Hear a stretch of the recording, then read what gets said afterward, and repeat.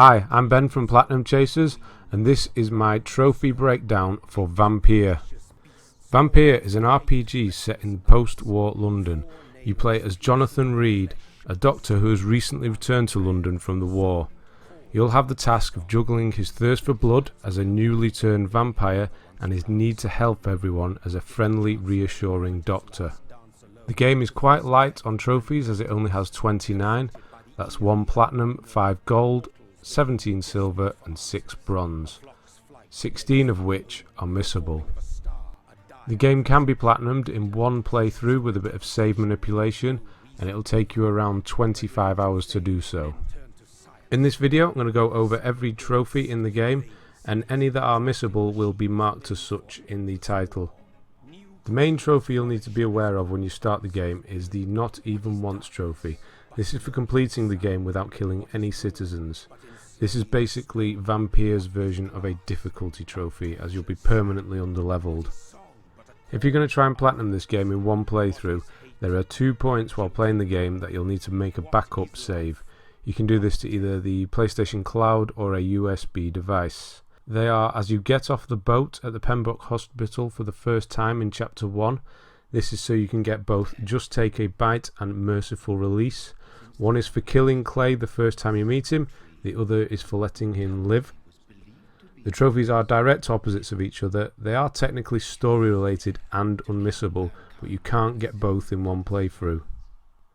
Firstly, you'll want to embrace Clay, kill him, then reload your save and spare him, then continue on with your Not Even Once playthrough. The second point you need to make a backup save is at the beginning of Chapter 6. At this point you will have full access to the city, so you'll be able to go and find any collectibles or weapons that you've been missing. You will have to embrace a lot of citizens to acquire their weapons, so backing up your save here is essential on a Not Even Once playthrough. I do have a full weapons and collectibles walkthrough guide on my channel that I'd advise you to use as you start the game to minimise on backtracking later on. There is a point of no return in this game, and that is once you've beaten the final boss at the end of Chapter 6. You'll leave London and you cannot return. If you haven't got any of the missable trophies at this point, you'll have to start a new playthrough. Okay, let's get on with the breakdown. First up, as usual, is the Platinum Trophy. This is called Time Is On My Side. As with all other Platinum Trophies, just earn all of the trophies throughout the game and this will unlock. Trophy number 2 is the Bronze Trophy From Here to Eternity for going to the shelter and resting. This is a story related trophy and can't be missed. You'll unlock it at the end of the prologue once you lie down in your bed and go to sleep. Next we have another story related trophy. This is called At Dawn We Row for taking a ride with Dr. Swansea. You'll unlock this after the boss fight in Chapter 1 once you get on the boat with Dr. Swansea. Next we have Just Take a Bite, which is a missable trophy and is the exact opposite of the following trophy, Merciful Release. These two trophies are story related, but you can't earn both of them in one playthrough unless you do a bit of save manipulation. You're going to want to back up your save as you get off the boat with Dr. Swansea in Chapter 1. This is at the Pembroke Hospital. Save to either the cloud or a USB device. I'd advise doing Just Take a Bite first, as you're probably going to be doing a Not Even Once playthrough, so you don't want to be killing any of the citizens. Simply follow the prompts, mesmerise him, take him into the shadows and embrace him, and the trophy will unlock. Now we have the opposite of the previous trophy. This one's called Merciful Release. This time, instead of embracing Clay and killing him, we're going to be mesmerising him like we did previously, but this time just letting him go and not doing anything. And as soon as you let him go, the trophy will unlock. Up next we have a very simple trophy called Pest Control, which is for eating 10 rats. Rats can be found in many areas throughout the game. The best place to look for them though is in the sewers. When you stand next to a rat, you'll get a prompt to press X, do so and you'll eat it. It's actually beneficial to eat rats as they fill up your blood meter.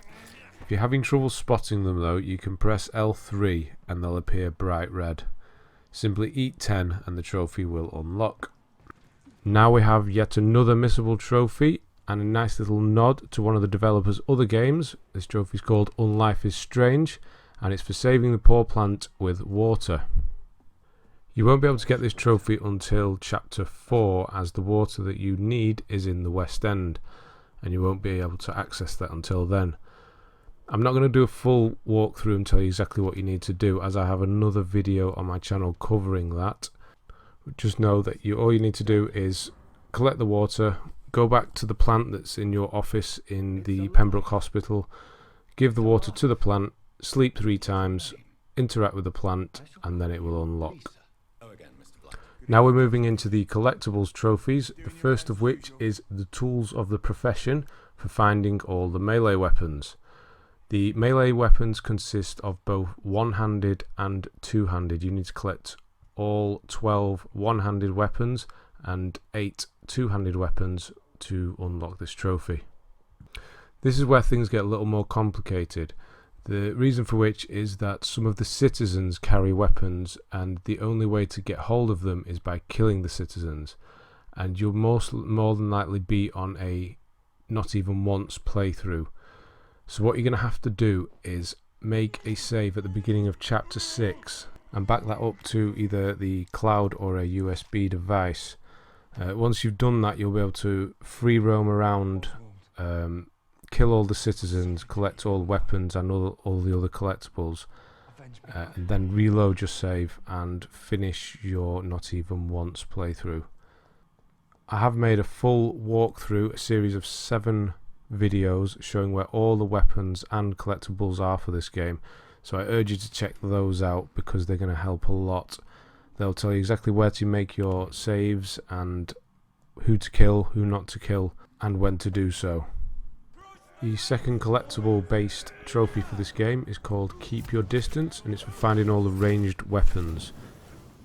Like I mentioned on the previous trophy, I do have a full collectibles and weapons guide on this channel, so again I'd use that to find all the ranged weapons. There are 11 to find. Again, most of them are being carried by citizens, so you're going to have to do some embracing to collect them all. The next collectible based trophy is for the offhand weapons. It's called Weapons of Choice. There are 12 offhand weapons. Offhand weapons are like your secondary weapons. They don't do much damage really, but what they are good for is filling up your blood meter or stunning your enemies, so you can get in a nice bite.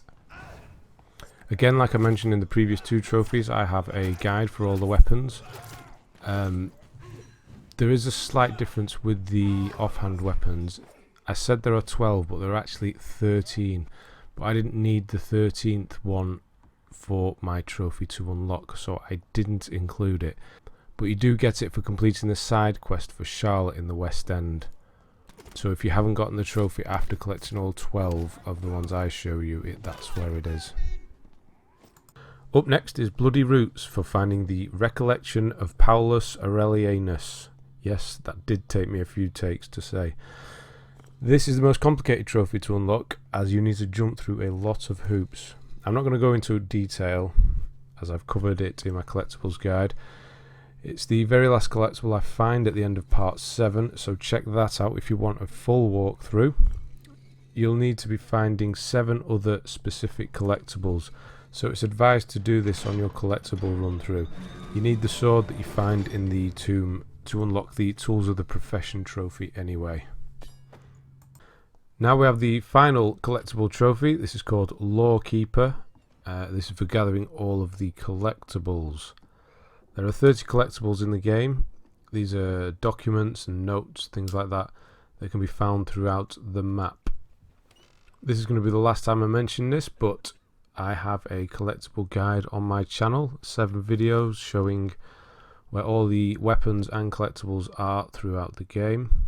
So I would advise that you use that while playing through the story to avoid unnecessary backtracking later on. Next we have Hippocratic Oath for healing 10 citizens.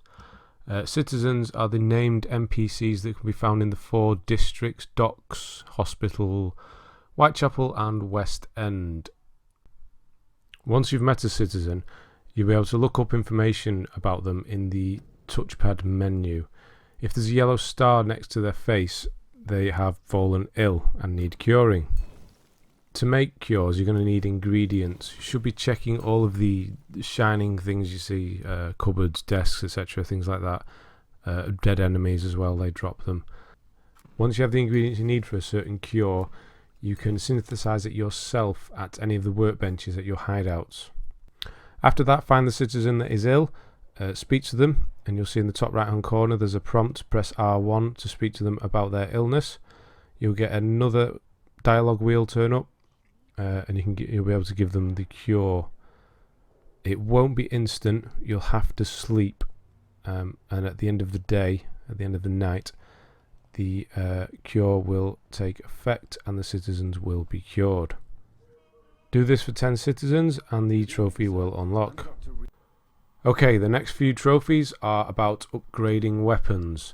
First of which is That's Better, which is for upgrading a weapon with a module.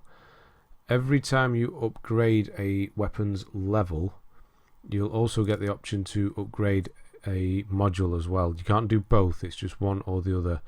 One of them usually increases the weapon's damage, and the other one will be the weapon's bonus, so probably something like extra stun or blood drain.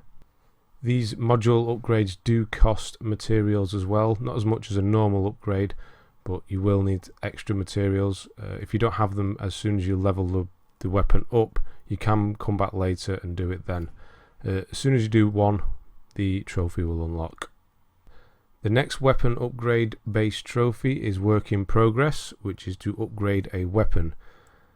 I'm not going to go in much detail on this trophy as the next trophy is about upgrading a weapon to level 5, so I'll go more into it there. Okay, so the last weapon upgrade based trophy is called Solid Metal Gear, and it's to upgrade a weapon to level 5. Weapon upgrades require materials. You should be looking for the materials everywhere as you play through the story. Anything that flashes, again, so drawers, cabinets, bins, and again, dead enemies drop satchels that contain crafting materials sometimes. You can also purchase certain materials from vendors in safe zones, where all the citizens are. They can be quite expensive, so I wouldn't rely on it. I'd just try and find as many materials as you can. Upgrades are carried out at your workbenches, the ones in your safe houses. You will need to get a weapon up to level 5 for this trophy. So depending on which weapon you have, that might be just 1 or 2 upgrades, or you might have to upgrade it all the way from the bottom. I personally chose the mace as it was my favourite, but I would urge you to choose your favourite weapon as well, the one you feel most comfortable with and the one you think you're going to use the most, because it does take quite a few materials to upgrade weapons, so you don't want to be wasting them. The next few trophies are all to do with taking care of the fate of some rather major characters throughout the game. All these trophies are unmissable, so it doesn't matter what option you choose, you will still get this trophy, although there will be repercussions throughout the game depending on which option you choose. The first one is Interview with the Vampyr. This is for taking care of Dorothy's fate. You take care of Dorothy's fate during chapter 2. I chose to influence her. You could also spare her, but just do not embrace her if you're doing your Not Even Once playthrough. Secondly is Sacrificial Lamb. This is for taking care of Sean's fate. You take care of Sean's fate during chapter 3. I chose to spare Sean during my Not Even Once playthrough. He did change into a monster after that, but I didn't kill him then either. Again, just do not embrace him if you're doing your Not Even Once playthrough. Next up is Prepare to Die. This is for taking care of Aloysius' fate. You take care of Aloysius' fate during chapter 5. I chose to turn him during my Not Even Once playthrough. Like the previous ones, make sure you don't embrace him if you are going for the Not Even Once trophy. Finally, we have the Dying Swansea. This is for taking care of Dr. Swansea's fate. You take care of Dr. Swansea's fate during chapter 5 also. I chose to turn him, and like all the others, do not embrace him if you're doing your Not Even Once playthrough. The next trophy is Anarchy in the UK. This is for turning a district to hostile status. I will go into more detail about how to do this during the London's Burning trophy, but just know that you'll probably unlock this trophy and maybe even London's Burning while getting all the collectibles, as you'll be embracing killing a lot of people, which will naturally turn a district to hostile. Another story related and unmissable trophy here. This is a Taste for Blood, and you'll get this for completing the game. Once you've completed chapter 7, which is more of an epilogue, the credits will roll and this trophy will unlock. Now we're on to the trophy that you're probably going to be basing your whole playthrough around, and that is Not Even Once, for finishing the game without killing any citizens. This is Vampyr's version of a difficulty trophy, as you'll be playing the entire game severely underleveled. The game is not punishingly difficult or anything. The main difficulty comes from the boss fights, but even then, when you die, you spawn right back at the start of the fight, ready to try again. The citizens that the trophy relates to are the named NPCs in the safe zones of each district. Usually you would embrace these citizens for quite a large XP bonus, but for this trophy you can't even do that once. Whatever you do, do not embrace anyone. You'll come across some story related decisions during the game. Again, never choose embrace. You can, however, turn them into vampires if that's one of your choices. The decisions in question are Clay in chapter 1, I spared him. Dorothy chapter 2, I influenced her, which is the blue option. Sean in chapter 3, spared him. Aloysius in chapter 5, turned him into a vampire. McCullum chapter 5, spared him. Dr. Swansea chapter 5, turned him also. Just a couple of quick notes. People in the street that are hostile towards you, you can kill them. Any monsters or anything like that, you can kill them. Don't worry about that. The Vicar during the boss fight with Mary in chapter 3. I personally did feed on him and didn't have a problem with the trophy, but I have seen that some people haven't been getting the trophy after finishing the game, and they seem to think that this is the reason why. So just leave him alone and let Mary feed on him. Apart from that, just try keeping the districts healthy-ish to make moving around the city easier. Okay, the next few trophies are all story related and they cannot be missed. They're all for beating certain bosses throughout the game. The first one is Defeat the Beast, for defeating Fergal. You'll meet Fergal in chapter 3. He's a very simple boss with regards to moves, as all he really does is try to hit you with high powered melee strikes, but they're very easy to dodge. If you wish to see the rest of the boss fight, there's a video covering the whole thing over at my channel. The next one is called Hail Mary. This is for defeating Mary. Again, story related and can't be missed. This fight happens in the graveyard during chapter 3. She's a bit more difficult than the previous boss. She has powerful melee attacks, summons explosive blood vine type things. She also has an extremely powerful scream attack that can pretty much kill you in one hit. With this boss, you're going to want to keep moving all the time, especially when the blood vines start appearing, as when they explode that hurts you quite a lot. Choose your attacks wisely and she'll be down in no time. Again, if you wish to see the full boss fight, there's a video covering it over at my channel. Next up we have Death on Stage, and this is for defeating Doris. You'll meet Doris during chapter 4 and she'll be in the theatre. As soon as the fight starts, you're going to want to be very offensive and try and inflict as much damage as possible. After a while she will summon some skulls, I believe they are, to help her out. This is when you should back off and keep your distance, as she has a long reach. You're going to want to focus your attention on the skulls to get rid of them. They're only level 1, so they'll only take one hit each. They will explode once you kill them though, leaving the gas behind that reduces your stamina. Once they've been taken care of, continue attacking Doris until she falls. Again, if you wish to see the full fight, there's a video of it over at my channel. Now we have Bury the Hatchet for defeating McCullum. You'll meet him during chapter 5. This is probably the most difficult fight in the game. This is because he uses the vampire's biggest enemy, daylight. At the start of the fight he mainly uses sword attacks and fires bolts from his crossbow, so keep close to him as he's a good shot with a crossbow and it inflicts a lot of damage. After a while he'll drink some blood, I won't reveal whose, and then the real fight begins. Small areas of light will begin to appear. You're going to want to keep away from these as they will drain your health very quickly. Again, like the rest of the bosses, keep moving at all times and choose your attacks wisely. He'll run at you a lot with heavy attacks. These are very easy to dodge and probably the best time to attack him. Only hit him 2 or 3 times and try and back off as quickly as possible. You're going to want to keep your stamina up at all times so you don't get stuck in any of the daylight spots. Once again, if you wish to see the whole fight, there's a video of it over at my channel. This is the last boss related trophy and it's called Unnatural Disaster. It's for defeating the Disaster. The Disaster is the last boss of the game. You do this in chapter 6. It is also the point of no return. So once you've beaten it, you will leave London and cannot return. Surprisingly, with this being the final boss, it's actually a very easy fight. It's split up into 2 parts. You fight the Disaster, and then in the second part you fight the Blood Queen. The reason they're both very easy is because you can just keep your distance and use your special move, as both of the bosses don't really have attacks you need to worry about.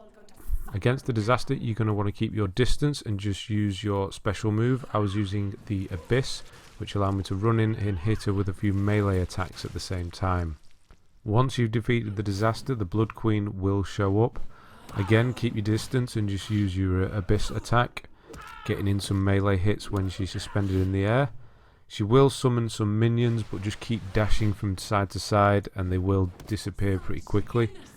If you die while fighting the Blood Queen, you will have to defeat the Disaster again when you respawn. Again, like the previous boss fights, there is a full video of this fight on my channel. Now on to the last trophy, and that's London's Burning, and that's for turning all districts to hostile status. Getting all districts to hostile status is very simple.